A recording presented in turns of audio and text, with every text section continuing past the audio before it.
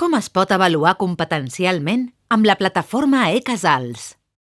En aquest vídeo mostrarem com es pot avaluar competencialment l'alumnat a partir de les tasques realitzades a la plataforma eCasals. Totes les activitats del llibre de l'alumnat estan disponibles en format digital i es poden consultar dins de l'apartat Activitats de la unitat. Quan es visualitzen les activitats en aquest format, cada exercici té assignades unes etiquetes.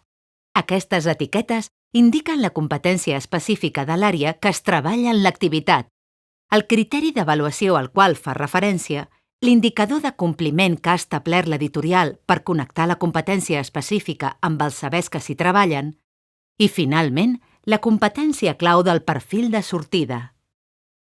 Aquestes etiquetes són les mateixes que apareixen en les programacions de l'assignatura, que es poden descarregar des d'eCasals i estan adaptades a cada comunitat autònoma. Un dels punts d'aquest document fa referència a l'avaluació competencial de cada unitat didàctica del llibre.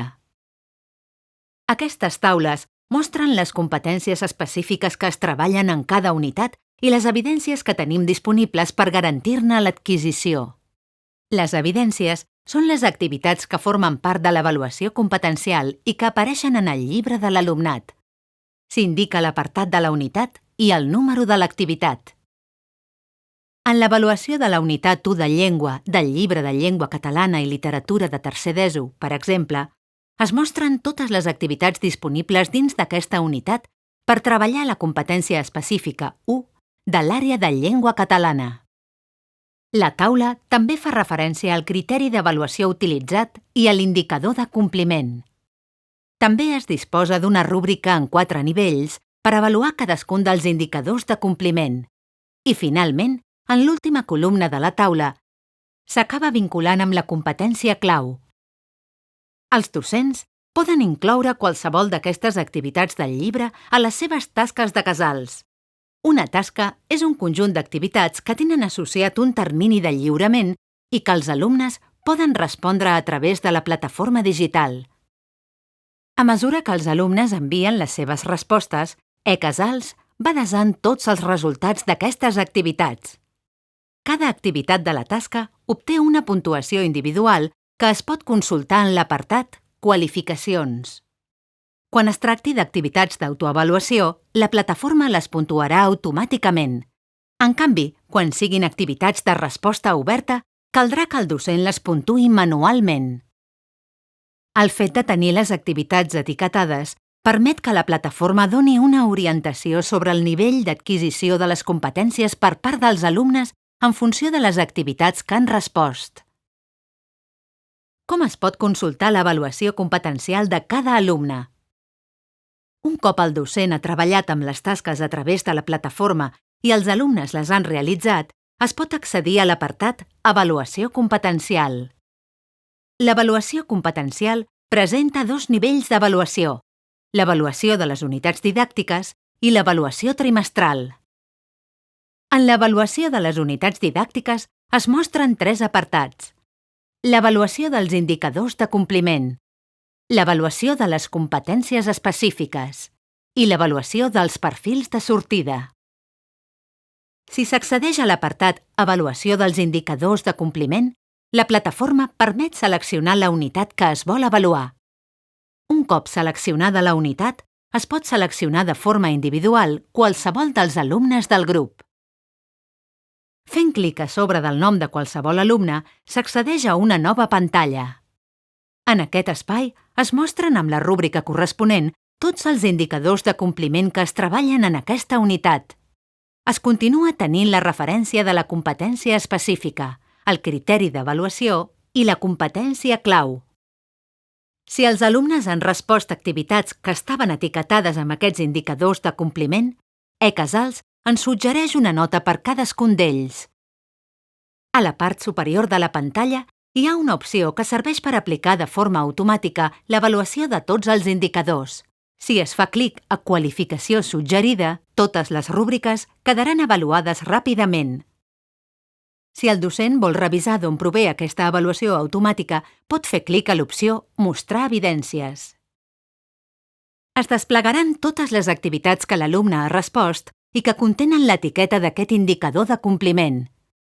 D'aquesta manera, es poden revisar totes les evidències que l'alumne ha enviat i veure'n en detall les respostes.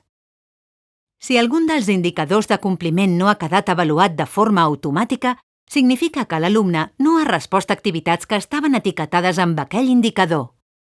De totes maneres, els docents poden marcar manualment l'avaluació dels indicadors de compliment en el cas que no se suggereixi un assoliment, o també si no s'està d'acord amb el nivell d'adquisició que la plataforma ofereix.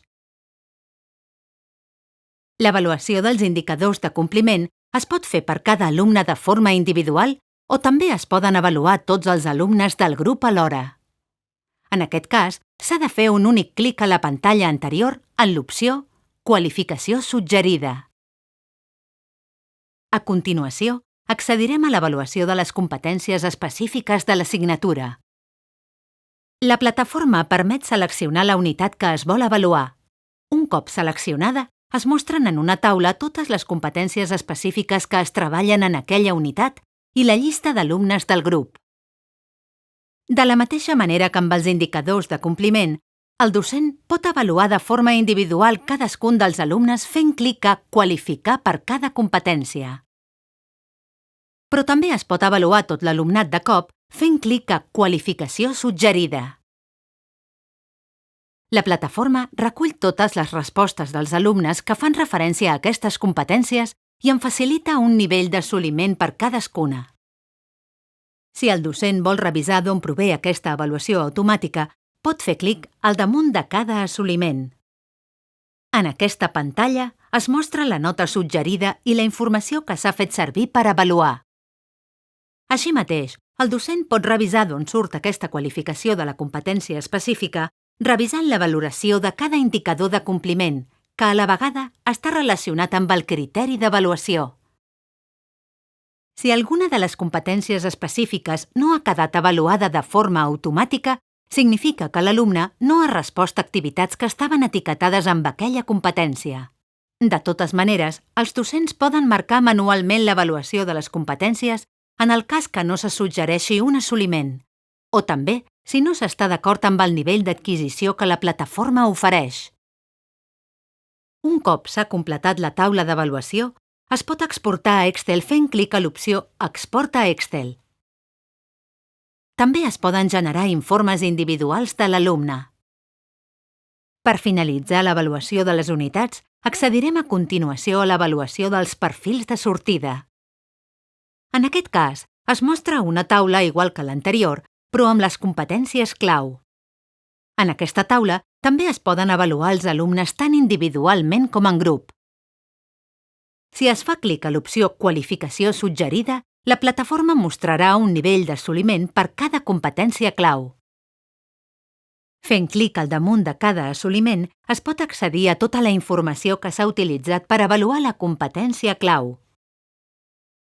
En aquest cas, la informació són totes les competències específiques que ja s'han avaluat anteriorment.